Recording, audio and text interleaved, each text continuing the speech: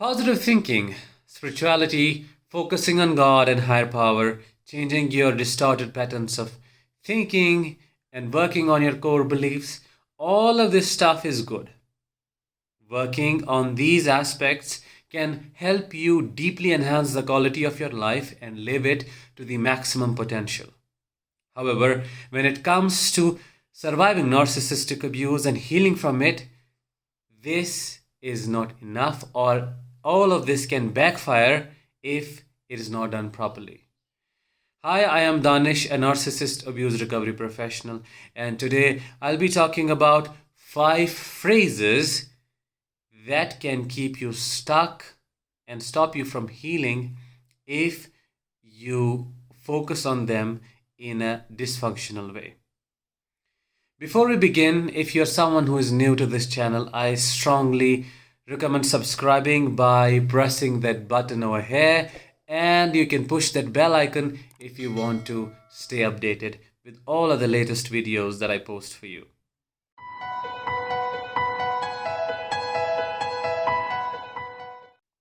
The first phrase is, I am the creator of my own experiences. When you are with a narcissist, the situation, the reality is completely opposite of you creating your experiences. Rather, the person who is with you, they kind of play the biggest role in creating your experiences.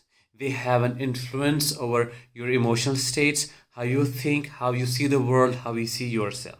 So if you have left the narcissist and you are overly focusing on the statement that I am the creator of my own experiences, then it's highly likely that you will feel stuck and would be highly critical of yourself, because the experiences you are experiencing would feel or become something that would look like they're out of your control. So this is a point where it becomes toxic positivity.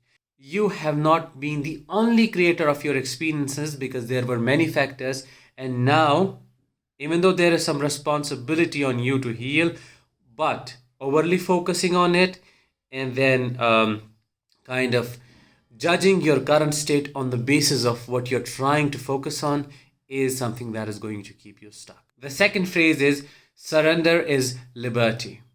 Now, you and I both know when you are with a narcissist, this is what they want you to do. If you surrender, that is the only way to survive. And the surrender is the way for them to have the control over you, to decide what is going to happen next with you. So surrender is not always liberty. Surrender can be a prison, or it can put you in a prison, and it depends on the context. It depends on who you are with and where you are trying to surrender. And surrendering is definitely not an option when you are with a narcissist, because that is the way they control you.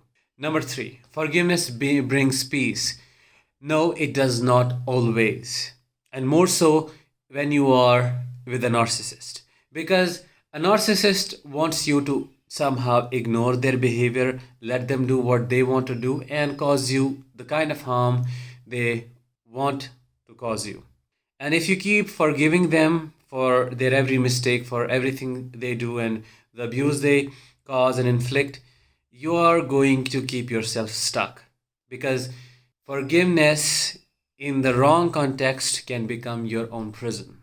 There has to come a time in such a relationship where you have to say no, where you have to have strong boundaries for them to understand that you are not going to allow this thing to again and again, even when forgiveness is something that is one of your values.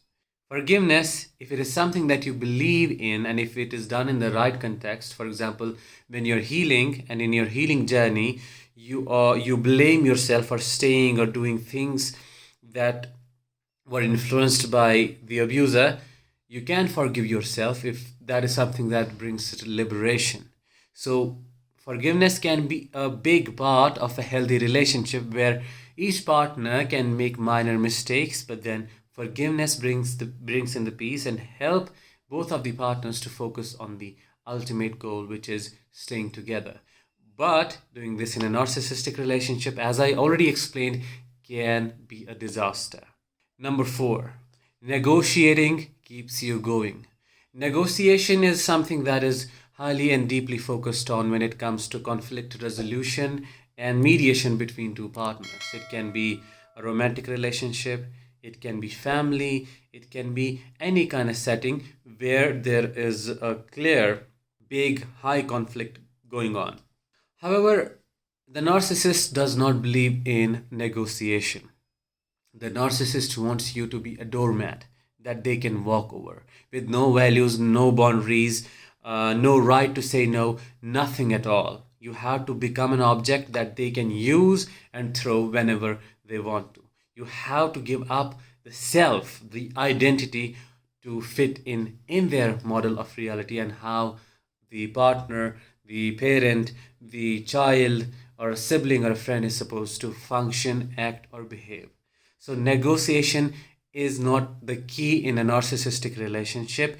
It always backfires, and you can never negotiate with a narcissist because that is something that is not a part of their reality.